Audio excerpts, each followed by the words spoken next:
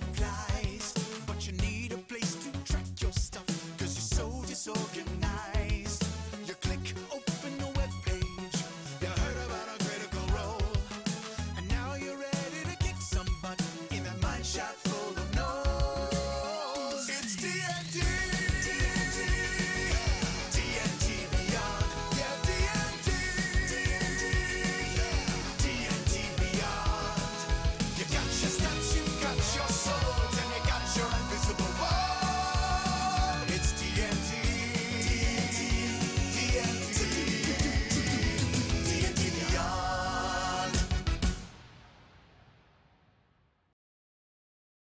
Hello, everyone. I'm Adam Bradford, the General Manager for D&D Beyond, and thank you for joining me for this week's Development Update and Community Q&A session. Bring all the questions. I'm going to answer all of them. I'll answer them one way or another. I might just say that I can't talk about it, but we'll definitely answer all of your questions today. I was not with you last week. I appreciate you guys being flexible with me there. For those of you that heard, my son is completely fine. Everything is perfectly fine, and everybody is good to go at this point. But thank you for your understanding. We're going to jump in this week because since we weren't here last week, we've got a lot of ground to cover, some exciting things that are starting to happen. Oh, hold on. Hold on. Technical difficulties, my fault. This is all my fault. So, yeah, hold on one second. I bet we're gonna get this completely resolved now. And I think we're there. Yes, we are there. Today's lineup. So we'll get into latest updates as always upcoming. We're going to do some pop talk today. So that is where I will talk about a randomly selected or submitted topic, anything that you might want that to be. I will do my best to tie that into Dungeons and Dragons or D&D Beyond in some capacity. And then as always, ask me anything at the end. If you have pop talk topic suggestions, preface that with pop in the channel, and Lauren Obo Crazy Urban and our wonderful moderators are going to be collecting those and getting those in front of my face. And we are going to have a straw poll a little bit later where we can choose what that topic's going to be for 3 to 5 minutes or so today. And then, as always, again, ask questions in chat, preface it with question, where our magic spell ritual will pick that up when the time comes and I can answer those questions. All right, latest updates. Everybody say it with me. DDB Avray. All right, we're going to say it together. DDB Avray. It is not Avrai or Avrai or anything else. It is DDB Avray is what we've landed on because the community has spoken as to how you've pronounced that for all these years. So we are getting into some real work here with the Avray bot as we've brought it into the DDB platform. We're going to get it onto AWS, and we're cleaning up some technical debt where we can really start to make this thing sing in the coming weeks and months. So doing some, maybe not the most dazzling things to the public right now, but very necessary things that will get us to the really dazzling things for the public. So work has started on the Avray bot. Campaign updates, we've got these coming. This is pretty exciting. So as we are getting into content management, I'll tell you what, whoever is doing the QA on all these slides really needs to do a better job. All right, so as we're starting to get into content management, one of the things that we are going to tackle as part of that, which is really exciting, are some campaign updates, especially when it comes to content sharing. So the My Campaigns page is going to see a little bit of a facelift. We're going to continue to improve that over time, but also for content sharing, we're going to be changing this to where if you are in a campaign right now, it is all based on characters in that campaign, and that's how content sharing works. So after we get finished with these changes, it will start counting the number of players that are in the campaign, irregardless of the number of characters. So this will allow dungeon masters to create as many NPC characters as they would like in the page. Another part of what we will be changing there is we are going to provide some organization for a dungeon master to, we'll call it folder. I'm not exactly sure how that's going to end up looking, because we're not into that phase yet, but we are going to provide a way for you to organize characters a little more effectively within the campaign. And the really big thing here is if you turn on campaign content sharing for that campaign, it is going to make it to where it's basing the 12 people in that campaign off of the number of players and not the number of characters. So this is something we've been wanting to do for a while, and this is the right opportunity to do that as we're starting to look at campaigns a little bit in the context of content management. So we are working on content management as well. The encounter builder alpha refinement is in progress. So again, so much feedback coming in, so helpful. We love this approach that we're taking with the alpha. We hope that you do too, and we hope that you see the value in this, because we really are going to end up, heading into beta, which is going to open up to the entire public and not just subscribers. We're going to be in such a good place by the time we get there, and that is because of the feedback that we're receiving in the alpha. So we really do appreciate it. And then mobile beta character sheet. So for those last three things today, I'm actually going to be showing off a little bit of stuff for all three of those. This is going to be very early in some of the cases, so just keep that in mind. It's going to be very early. For the most part, it's mock-ups or just screens of these things. So please, let's not get too far ahead of ourselves. But I do want to show you that these things are real things that we're working on, and hopefully show you the direction that we're headed with those. So for the encounter builder, we've got obviously continuing to review the feedback that keeps coming in. We're conceptualizing the run and encounter piece of this.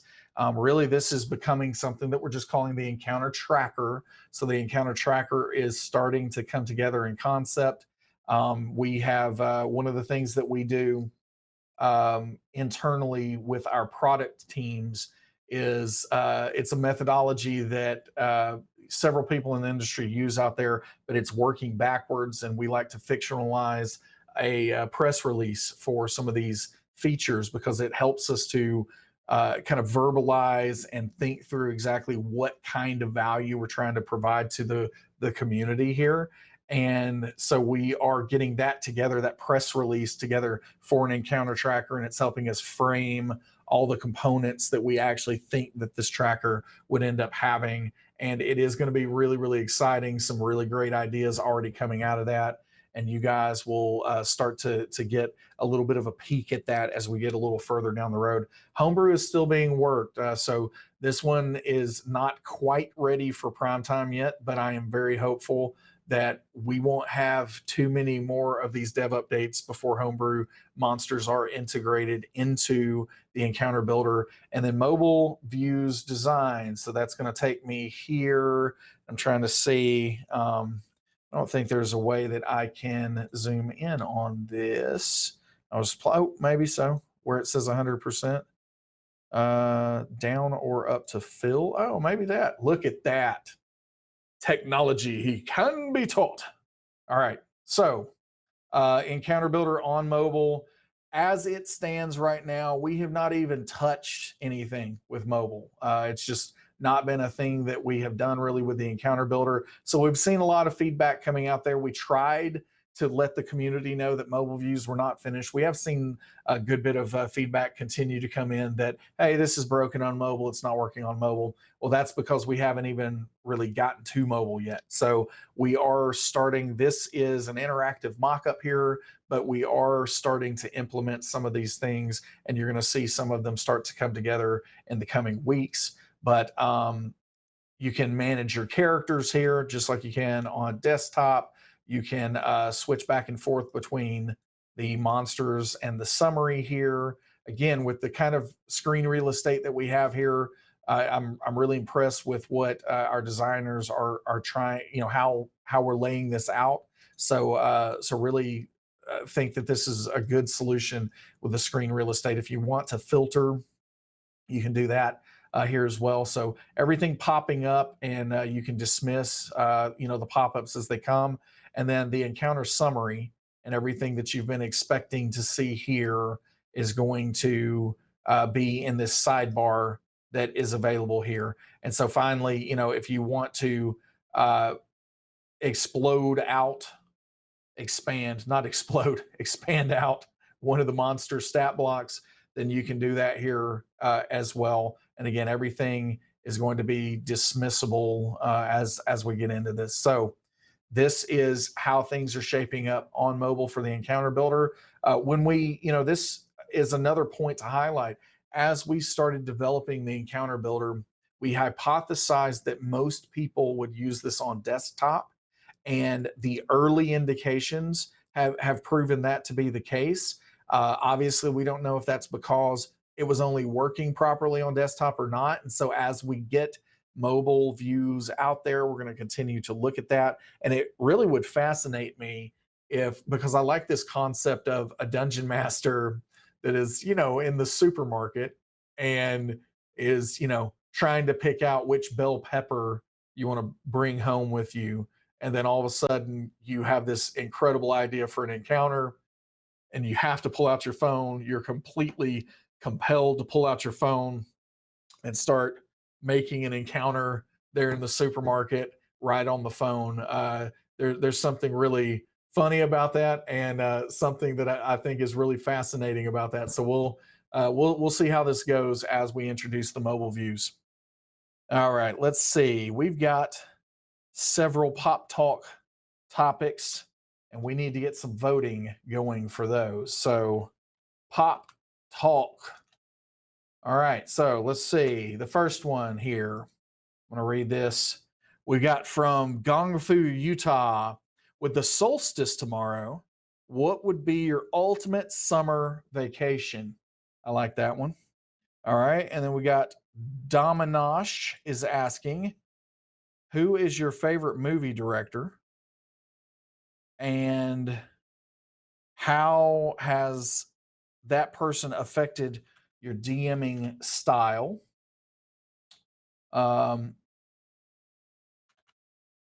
Let's see. And then we've got Aelwyn, TPK, or have the powerful NPC sponsor show up and save at the last second. Maybe lose half the party. That's a good one. I would like to talk about that one. So, not that I'm campaigning for votes or anything, but let's see how it goes. All right. What was your first car? What are you driving now? That seems a little bit more like a question that I will just answer. So we won't create that on the poll here. All right. So create the poll. So here is our link, unless somebody's already beat me to it. I don't know with the delay whether I made it or not. But let's vote on Pop Talk for this week. Let's see how our results are coming in. So while we're watching the results come in for just a second, I will talk about the question that VaxSum has. What was your first car and what am I driving now? My first car was an absolute lemon. Okay, it was a complete and total lemon. It was a Dodge Dakota pickup truck that was, I believe, supposed to be navy blue, but with the paint as faded as it was, it kind of ended up being more of just kind of a gray or, blue with some like royal blue with it. And I drove it for a grand total of 1 week before the engine completely blew up and actually caught on fire. And then there I was without a car for, probably a month or two. And I finally got another one. But yeah, my first car was a Dodge Dakota pickup that was not in the best of shape. Currently, I got 2 cars. My wife and I just kind of share back and forth. But I have a Kia Sorento that is kind of Battlestar Galactica themed. So our tag says BTL Star for Battlestar. And then I have got my favorite car is an old red, like I think it's 2007, which I guess at this point is pretty old, Saturn View, and it is just a grocery getter. But I love the car, and it has been affectionately called the Dragon Wagon. And I have all kinds of Dungeons and Dragons stickers and paraphernalia on the vehicle, and the tag says "Run D&D." So that is the Dragon Wagon. So that's what I drive now. All right, we'll let that go for a little while longer. We'll get back here to talk about content management.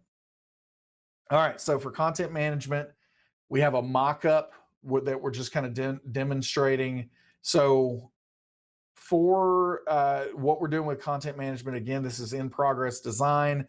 Please do not comment about the fact that it lists the player's handbook multiple times. Our designers do a lot of copying and pasting, where our development team can just simply get a feel for how this looks with multiple sources in there. But you would access this from the campaign page right there within that context. And the entire point of this for the first pass is to hide compendium content or book content where your pesky players will not read ahead of you, and basically, make sure that we don't have any issues with spoilers or anything like that. So that's kind of the first pass here. And then blacklist and whitelist owned sources, as you can see here, you can enable and disable. And then this is going to work for content shared sources too. So basically, within the campaign, the dungeon master can mark which sources they want to display in, and be available for players to see, and which ones they don't want them to see. And just a quick note, because someone buying something, there should never be a situation where that person cannot access that content that they bought. Direct ownership of any of this content is always going to override any of these settings. So if your pesky potentially player buys the adventure that you're running, then I'm sorry, there's not a lot that we can do about that. And it would kind of be the same as them going to the bookstore and buying the book and thumbing through it. At that point in time, they're just really determined to make sure that they see the spoilers. So that's ultimately content management and how that is shaping up. And then finally, we have some mobile beta character sheet screens. I'm sighing just a little bit, not because I'm not excited that this is starting to come together, but I'm sighing because I haven't even seen chat yet. I guess I could look over here, but I can feel the people just, yep, I see it right now. That's when the delay hit, right in the chat. I see the people going wild and crazy over the dark mode that is available for this. So we have dark mode that is going to be available for character sheets. It's just kind of an inside joke. I have nothing fundamentally against dark mode at all. I think it's great. But so many people, even on our development teams, are constantly asking for this. And so just like in the compendium content on the mobile app, you can go through with, kind of a light UI, a dark UI, and then finally kind of that book feel for the compendium. You're going to be able to do some toggling when it comes to the character sheet in the mobile app as well. And so here are some screenshots of that starting to come together. And again, these are not quite final, but things are happening, and we're starting to see the the character sheet come together in the mobile app. So it's not vaporware; it's real. It is happening, and we'll see more on that pretty soon. Let's give out a legendary bundle. Does that sound like a good idea? I think it does, probably. So in order to qualify for this legendary bundle, I have to talk through the delay a little bit, but you got to type in chat. It doesn't matter what you type. You can say something. You can type out, a backstory for your next character. You can type out how excited you are for Toy Story 4 this weekend.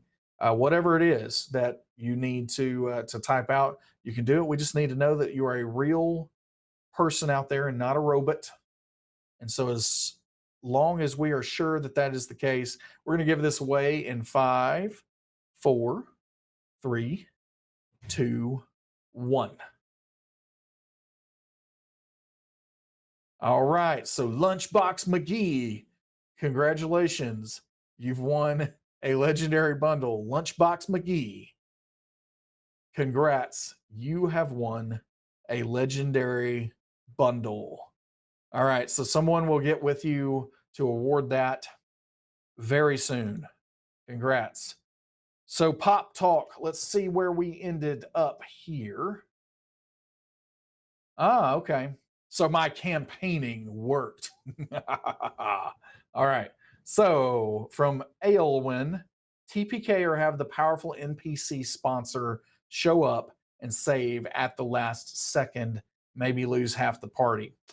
So this is a really, really interesting question. And I think that the very first thing I'll say before anything else happens is I will say that we need to definitely be certain that as we're looking at anything when it comes to especially a campaign, if this is a campaign, if this is a one shot, then kill them all. It's totally fine. But if this is a campaign, whether it's in session 0 or any other time along the way, there needs to be a lot of trust established between the dungeon master and the players, and you need to make sure that everyone is on the same page as far as what kind of game you're trying to play. So if you are playing a game where deadliness and risk and danger is something that the players value and that everyone's on board with, then TPK is what happens in this situation.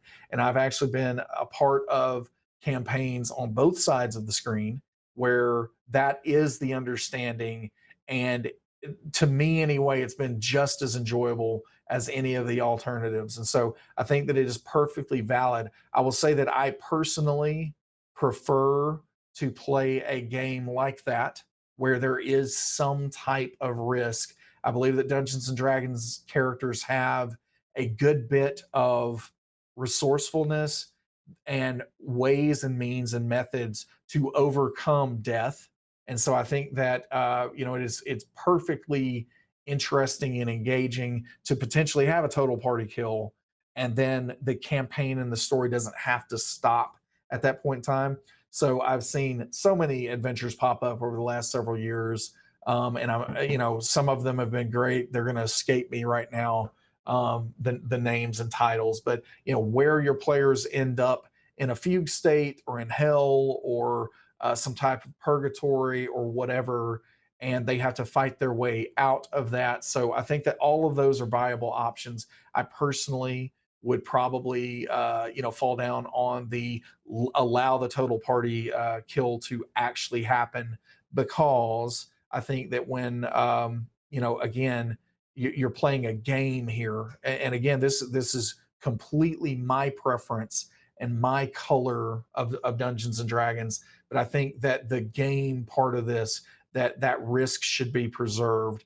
I have played in games, however, where talking with the players, again, communication in pretty much most of life is the most important thing that you can do. But we'll say communication in Dungeons and Dragons between players and dungeon masters, very, very important as well. And if you are talking through and that character and the growth of that character and the cinematic feel of what you're trying to accomplish with that campaign, if that overrides some of that danger and some of that risk, that's perfectly valid. And I've played in games like that before, and I've dungeon mastered games like that before that have also been really engaging and fun and enjoyable. So they really are just different colors of play.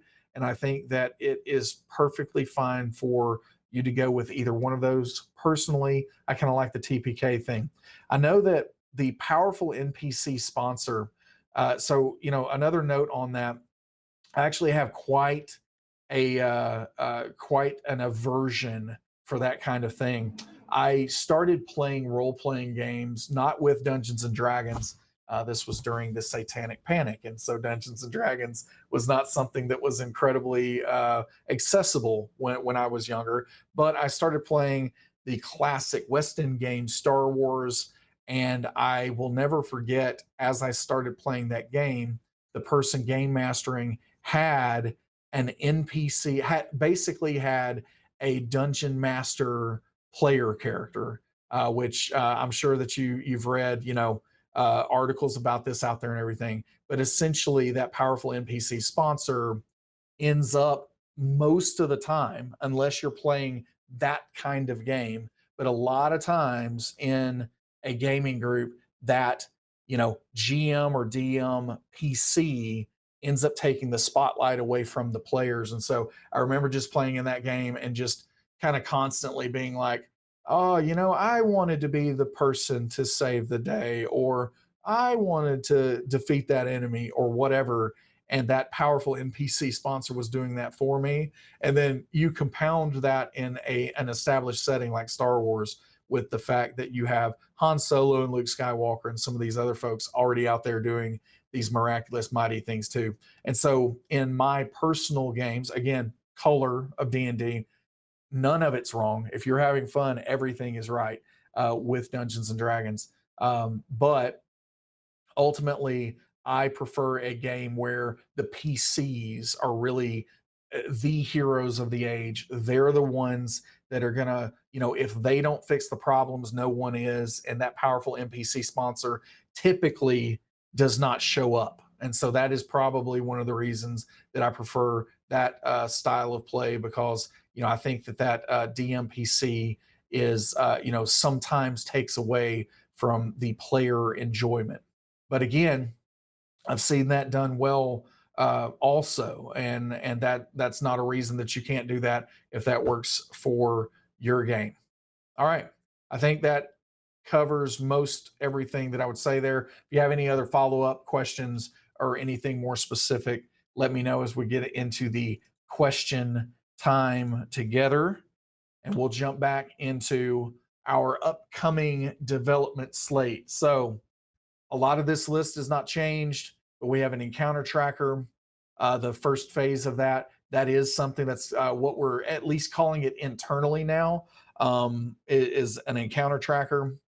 Don't know if that's going to stick or not, but we are starting, to conceptualize that, and starting to put that together, and start thinking through how that's going to be. The general feature system, that's where guilds and franchises and some of the other outside of normal core play systems, we're going to be trying to address those in the coming weeks and months. And then dice rolling, we've got some of that still continuing to kind of roll forward. You see what I did there? So we'll see how that goes as we get into the back half of the year, in conjunction with all the other priorities. Again, this is not a complete list. Check out our feature roadmap at ddb.ac/feature-roadmap, and you can see everything that is kind of in that on deck status. All right, question time. So got plenty of time. Let's see. Let me see where our fancy thing is here. Questions coming in. Lots of questions. All right, let's see. All right. Is that working? I don't know if that's working or not. Okay. All right. Perfect. So MC Evans 66. In the opening of Descent, Chris said that sidekicks, an earlier UA, would be part of the essentials kit. Is DDB going to support this, and how? If not, why? So I'll ignore the last part of the question because we are supporting it.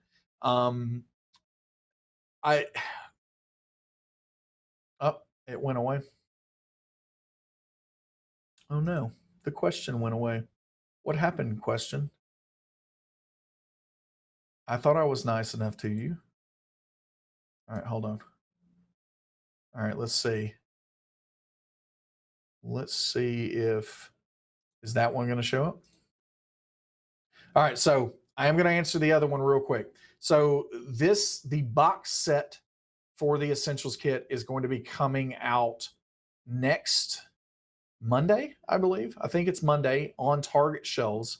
And so everyone will know all the details at that point in time. So I'm not going to spoil too much of that at the moment. But sidekicks are handled in a very easy and straightforward way through monster stat blocks. So D&D Beyond definitely incorporates them. You can use them in the extras section, and you'll be able to pull that in. But I am not sure that it's so much a system as just simply a supplemental element that is handled through, again, monster stat blocks that you level up over time. And so the way that that's handled currently on DDB, once we have a monster builder, it would likely be handled slightly differently. But the way it currently is handled is there are different versions of the different sidekick classes for each of the levels that you might need them, and you can pull those into your character sheet. All right, so now we'll move on to Seraphim 333. Well, items like a bag of holding and portable hold get their own inventory management functionality. I often have trouble with my players not knowing what's in their bag of holding at times. Yes, this is something that we intend to incorporate into D&D Beyond, into the character sheet. It is something that's on the roadmap. It's something that we have not been able to get to at this point in time, but we will certainly let everyone know as soon as we're able to. From GK Smith LCW, D&D Essentials Kit comes out on 6/24. Will it be available here via code redemption on that day? I'm glad you asked this because this is a great way for us to talk about exactly what's going to go on with the Essentials Kit. So, yeah, it comes out on 6/24, which is Monday, on Target shelves. It is available exclusively at Target and nowhere else, including the D&D Beyond marketplace. You can't get it there. You can only get it at Target. However, inside the box, there is a code that you can redeem that will allow you to unlock the contents of the Dragon of Icespire Peak Adventure. And there's also a 50% off the Player's Handbook coupon code for the PHB on D&D Beyond. So even if you already own the PHB, you can gift that code to a friend that might want the Player's Handbook. But either way, we're excited about everything that is in the box. And ultimately, those codes are there. And once you redeem that code, if you buy the physical box, once you redeem the code, you will unlock access for the Dragon of Icespire Peak Adventure on DDB. So you do not have to wait until the sale date of September 3rd, I believe it is, for non-Target stores to be able to do that. So the only way that we anticipate a good bit of confusion about this. So hopefully this will clarify it for the people watching today. And it's hard to figure out how we could message this effectively. But the only way for you to access the Dragon of Icespire Peak Adventure on D&D Beyond, starting when the box releases on Monday, the 24th of June, is by buying the physical box set at a Target store at any point during that exclusive period for Target sales. So you can do that there, and you can unlock it on DDB, and you will be able to use it on D&D Beyond at that point in time. Now, once this becomes available in all stores September 3rd, if you do not want to buy the physical box set to get the code there, then you can instead wait for September 3rd, buy it on D&D Beyond at that point in time for just the adventure. So that's ultimately how that's working. Hopefully that clarifies it for at least the people that are watching here. We're going to have some messaging up. Another thing that just to kind of share this part as well. But another thing that was it not letting me escape out of this. Another thing to kind of keep in mind is there will be a variety of codes that will be present in this box set. And so one of those codes is going to take you to this page on D&D Beyond, dndbeyond.com/essentials. You're going to be able to, see kind of information about how to get started with Dungeons and Dragons. So this is just a helpful thing for especially newer players, that hopefully is going to be a good place if you got friends that want to check out this D&D thing but don't know where to get started. Then you can maybe send them here. You can start looking at creating characters, playing the game, and then there is this continue the adventure portion of this. So you can see here that we are calling out again here that the adventure will be available for sale on D&D Beyond starting September 3rd, 2019. You can unlock it before that date by purchasing the D&D Essentials box set, available now in Target stores, now being Monday, and redeeming that product key that's included in the box. So ultimately, that's what's going to happen. But a very exciting portion of this is that you can play through that adventure, and then there will be further adventures that will be available on D&D Beyond. So there won't be physical versions of these. It will be available digitally on D&D Beyond.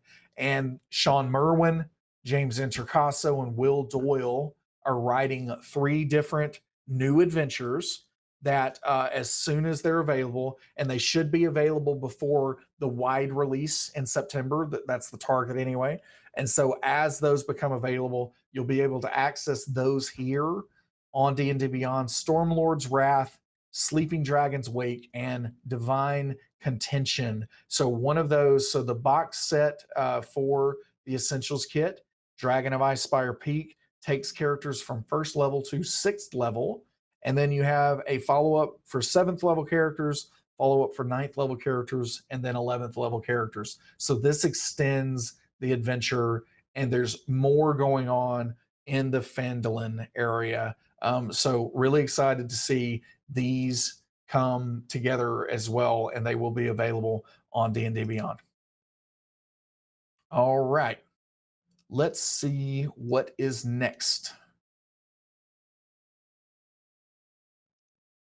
Any update on dark mode, my late night eyes? Thank you. You saw with the character sheet, at least earlier, that we are starting to toy around with some dark mode on the site. And I imagine over time, you'll start to see that become more and more prevalent as an option, but no timelines yet.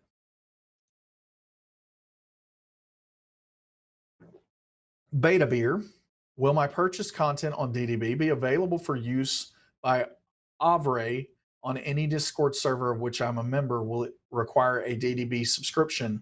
So we haven't, we don't have the full details of this right now for exactly how that's going to work. But what I can say is the intent is, yes, that any content you on D&D Beyond would be accessible through the bot on any of the servers that you're using it on. Mighty Samson with a 0 instead of an O, cleverly getting around character copies and restrictions. Dungeons or Dragons? Dragons all day long. Dragons. Saber Runner, how many times have you watched Aladdin?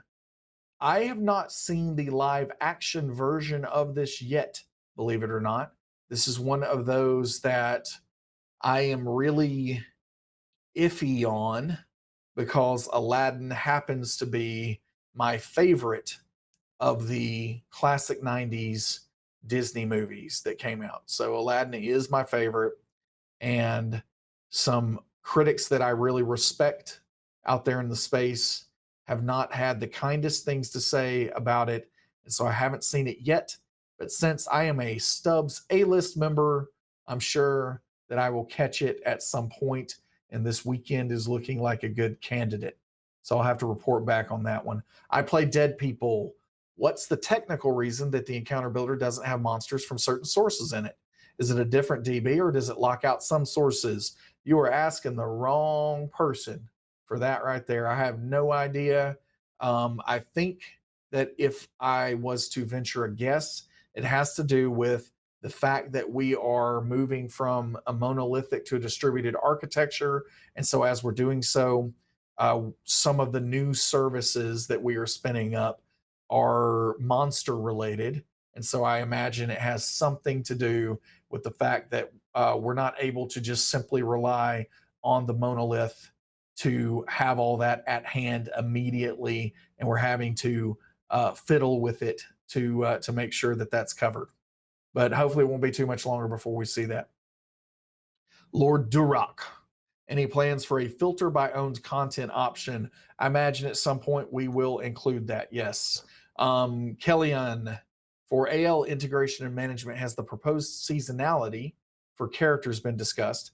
And if so, if at all, will DDB look to implement it? We will look to implement whatever we can implement that will support the Adventures League rule set and organized play. So we're going to be talking with the AL admins, hoping for some stability in what is going on with the rules and the seasons there.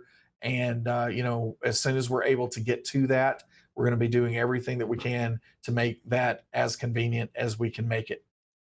K-Mander, in content management, will you list UA as a source so you can just kill it from the start? That is the intent, yes. Saber Runner, when hiding book content, will player options still be available? As a first pass, yes, they will still be available. The use case that we are trying to solve for with content management as this first pass is the situation where the feedback we've received said that people simply don't want their players reading ahead of them in adventures. So that is the bulk of what we're trying to cover here with the first pass. We'll see what the feedback is for any subsequent passes. Mingo Faust, why aren't dogs statted monsters in D&D? I think they are. At least one kind is. Let's find it. Let's find our dog here. All right, we're going to pull this over. So here's D&D Beyond.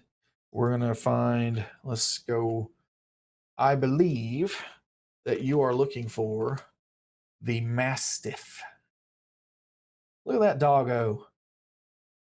I mean, halflings would ride that all day long, I feel like. Such a good boy. Such a good boy, the Mastiff is. So yeah, that is a sample dog that you can use in D&D. And so I imagine if you're trying to stat out a Chihuahua, then maybe you lower the strength.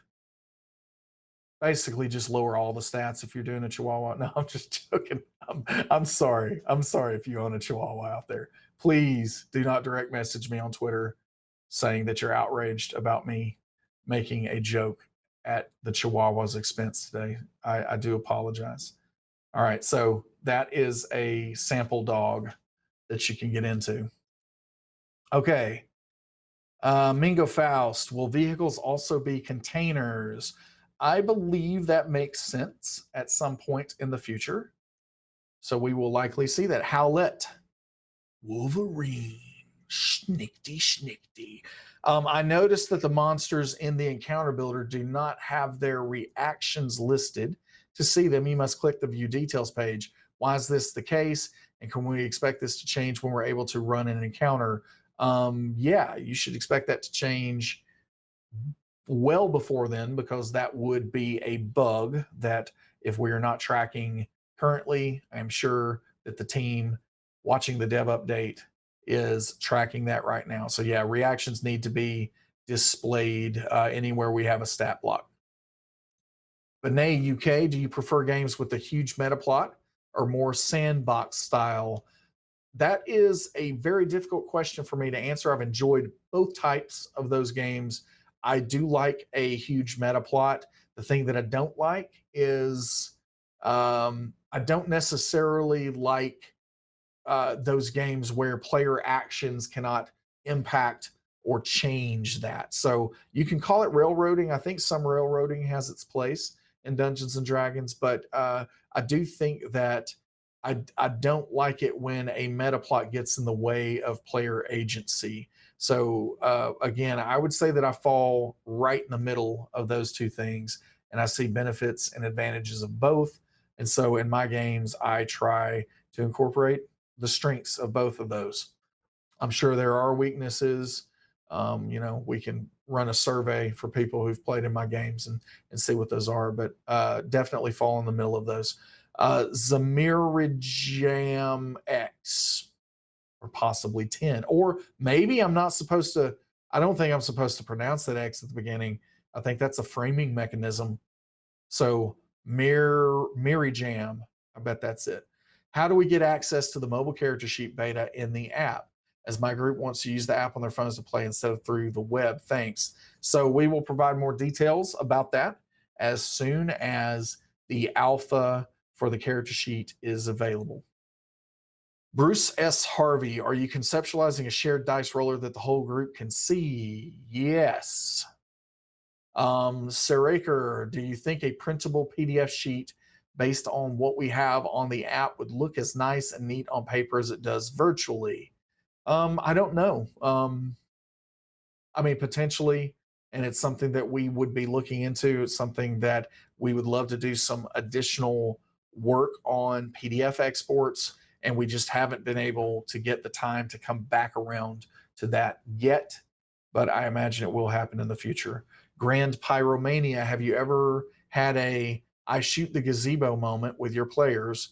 Basically, a hilarious misunderstanding. Yes, that happens pretty frequently. Most of my games have very much so a Guardians of the Galaxy vibe to them, where there's just a bunch of, we'll say people. I almost said what they call themselves, but we're keeping this PG-13. But yeah, so we ultimately have lots of misunderstandings, and I think that it'd be hard to choose just one. And I think that is a spice and seasoning for D&D games that really make it fun. Pepper MD, I've always wanted to try using Mike Merle's Greyhawk initiative system, but it seems too complex for me to use with IRL. You got me to say IRL. I never say that. Dice. Do you think the encounter tracker could help with that? I don't believe that the encounter tracker is going to help with that, because that is not an official system that has really made any progress in any kind of published product. So in other words, we're not going to be supporting that initiative system out of the box. I can say that I've played through a modified, I think like kind of a revised after feedback version of this system with Mike before. And I think that ultimately there are some interesting concepts there, but I believe that even Mike would say at this point that that is one of those concepts that's probably not going to see much additional development, because maybe the pros are not outweighing the cons, at least at this point in time. Amadarog, what resolution or screen ratio do you design to? Is there one you recommend? I usually find that screens like the character sheet and encounter builder usually need a little scrolling down to see everything. We design to all the screens. It's just depending on how much real estate you have, some layouts are going to be more optimal than others. So I can tell you that the lowest resolution that we design to is going to be 320 pixels wide, which is what the iPhone 5 had. So there are still several people using iPhone 5s out there. And so we designed down to 320 pixels when it comes to mobile. We have kind of some of your prominent breakpoints at about the 768 range, which is going to take you into tablets mode for most of the tablets out there. 1024 is another pretty important one. And then after that, you go to kind of full desktop, and our content area is somewhere in the 1180 pixel range. With the encounter builder, you can see that we're experimenting with some more full screen approaches. So if you have a giant monitor, you're seeing that we are breaking that content area, and we're going to continue to play around with that and see what works best. Howlett, as someone who regularly DMs at breweries without Wi-Fi, I mean, get them to pony up a little bit. I'm sure they're making plenty of money off you as a customer. The possibility of using the encounter builder on mobile is rad. Are there plans to run the encounters on mobile as well? We're going to see. We're going to see what happens.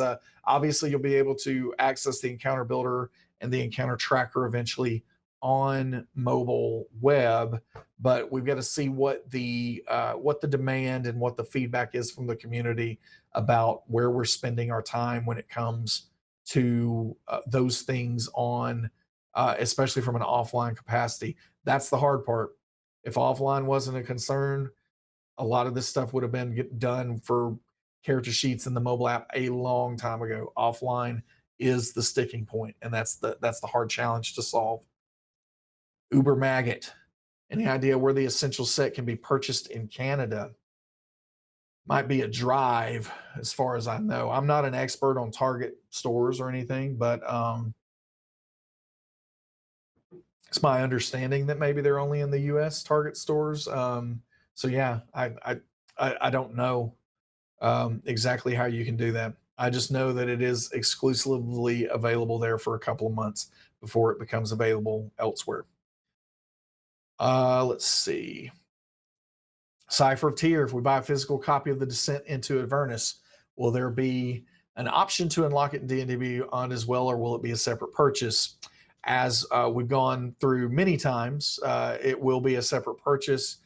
We do not have any mechanisms, and our license does not support any means or method to bundle those in any way. So yeah, we don't have any options to be able to do that at this point that have been viable through our license agreement. So I personally am continuing to look for ways to make that happen, but I've not been victorious in that quest yet. So we'll see what happens in the future. But no, I also will reiterate yet again that D&D Beyond and what you are unlocking on D&D Beyond is not the physical book. There are other elements that we are adding to that experience that definitely are not. It's not an equivalency between that and the physical book. The physical book has merits, as does what we're providing on D&D Beyond. So yeah, they are separate purchases. Let's see. Not Halfwing. Will those extra Icespire Peak adventures be exclusive DDB paid content? They will not be paid content. They will be available freely. I am trying to clarify if they will be available freely for only Icespire Peak owners or freely to the entire community. And that's a question that I am trying to get confirmation on from Wizards of the Coast. And you guys will be updated as soon as we have that clarification. But yeah, they will be available on DDB digitally only, at least for the foreseeable future. Not saying that would never change, but it's definitely the intent that they're DDB content. Follow up to that one, GK Smith LCW. Will the further adventures be AL legal? I don't know the answer to that yet. I play Dead People. I just noticed that the AI frames are now available. Is the wax seal meant to be clearer in the middle? So the wax seal has transparency in the middle, and it allows it to look like, at least simulate as closely as we can, the ability for your character to look like you are part of the wax seal. So we'll see. We'll do this live too. We'll see if we got a problem with that. So change frame. Let's find the wax seal. So yeah, so you can see there's transparency. Whoops. Transparency here. So it's supposed to look like Briv Boy there has he's part of a wax seal. So that's what we're trying to do there. It's hopefully humorous and fits the tone of what's going on with Acquisitions Incorporated in general. All right, let's see. About 5 more minutes. IRE, are we going to get homebrew vehicles? If so, was it something we have a timeline on? So yes, homebrew vehicles will be a thing, and I don't answer timeline questions. Sorry about that. All right, Solus D. Erebus. Will D&D Beyond try to make its own platform with maps and such, similar to Roll20 and Fantasy Grounds? We have on our public feature roadmap, you can go out there again, dndbeyond.com/feature-roadmap, and you can take a look. We do have something on there about moving into a virtual space in the future. I don't know how similar that will actually be to what's currently out there and in use by the community, but we definitely are going to provide a means to play online with your friends remotely as well as together in a visually rich, interactive environment. That's what we'll say. Cypher tier, when multiclassing, say with Artificer, should I drop a level in my main class so I don't over level my character? I don't understand that question. You shouldn't be 20 is the maximum level, and you shouldn't be able to go above that. So again, I don't know what the question's getting at, so I apologize. But maybe you can provide some clarity, and I can get to it next week. But if something's wrong with multiclassing with an artificer, we need to address that. But otherwise, it should cap you appropriately where you are not able to overlevel. Emperor Sprout, what feature is you and your team most excited to implement from a planning and technical standpoint? So I don't know about from a technical standpoint. I'm sure that our engineers geek out about a lot of the behind the scenes things that you guys might not never directly see. But I can tell you that, and I've said this several times before, personally, I am most excited if I'm thinking about, the actual near horizon. I am most excited about what's going to happen with this monster builder. It really will be a game changer. It will make it to where dungeon masters don't have to reskin on the fly any longer. It's really going to be something. So I am personally looking forward to that one majorly, as well as some other things that are a little past that horizon that I can talk about reliably yet. So hopefully more details in the months to come. MT History Buff. Have you considered supporting Kickstarters like Dungeons and Doggos or Cats and Catacombs? Well, I think depending on what you mean by support, because I know that we have many of our team members that have supported both of those financially. And I think that there has even been some help, unofficial support lent by team members to help incorporate some of those characters and rules into D&D Beyond. So we are definitely, helping in some capacity there. We are not able to help in an official capacity due to just the nature of our license agreement, and we currently can't do anything with third parties in that regard. But yeah, lots of fans on our side of both of those, flavors of the game, and I think we even have a game, like a campaign, running in the office for Dungeons and Doggos right now.